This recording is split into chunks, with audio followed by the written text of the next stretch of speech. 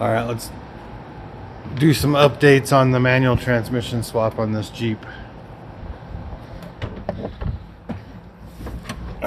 Shifter's all in and mocked up where it's supposed to be almost.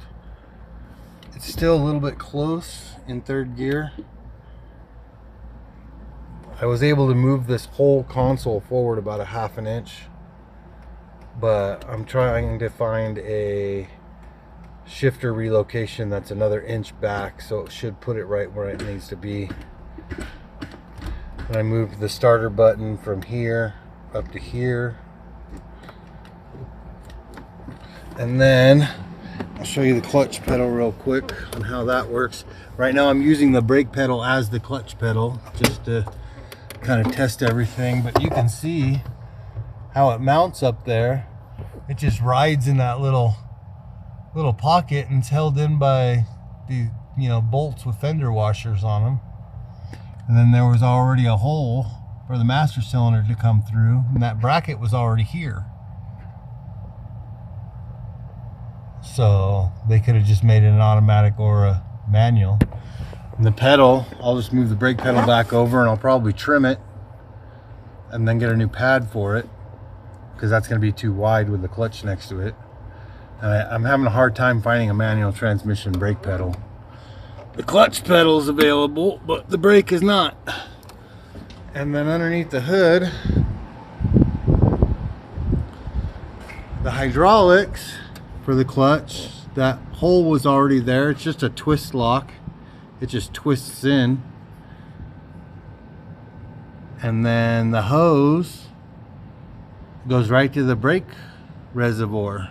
There's actually a separate little pocket right here inside the brake reservoir for fluid for the clutch, and it was just pinch welded off, so I just cut it, put the hose on there and bled it, and it's fine. And the bottom, that's the Colorado AR5 adapter fitting. It just plugged right in there, and then the rest of the clutch system and everything is the same as doing a Colorado LS swap. So I mean, it sounds like it was all real easy, even though it took hours to get all set up and adjusted properly and everything, but a lot better than having to completely custom fabricate everything. So, and then I did a little cooling system update or upgrade because I was having it running a little bit warm when it was 100 plus degrees outside trying to use the air conditioning. So I tapped into the heater hose or the heater hoses and ran them down to an additional radiator and mounted it in here behind the bumper. And it's a large heater core is what it is. Got it on Amazon for like 30 bucks. And then there's a little 6-inch shrouded fan that fits it perfectly on the other side of it. Of course you can't see it because the fender liner's all back on and everything. Let me see if I can get you a little peek through here.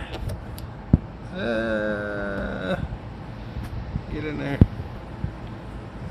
Can't really see. There's not enough light in there. There's a little fan, and it's tapped in to come on the same time as the other fans. And then since I removed the automatic and went manual, I still had the trans cooler back there. I tapped into the engine oil cooler and just ran the lines from where it was on the trans to the engine oil cooler. So now it has a heavy duty oil cooler, which should help with engine temperatures and oil temps also. I ran it for about 2 hours here in the shop earlier, and temperatures never got above 195. So it's definitely helping. By the time this thing's actually driving around, summer's going to be over and I won't really need so much cooling. And the good thing is the way I have it routed, I can actually shut that off, that other radiator off, the little one, and it'll just route up into the heater core instead. It's essentially just like using the heater core in the car to help cool it, but it's separate and it has its own fan and everything. So the clutch pedal is supposed to be here in 2 more days, and I should have it back up and going again and ready to drive around, do some more testing. I'll create another video when that gets here.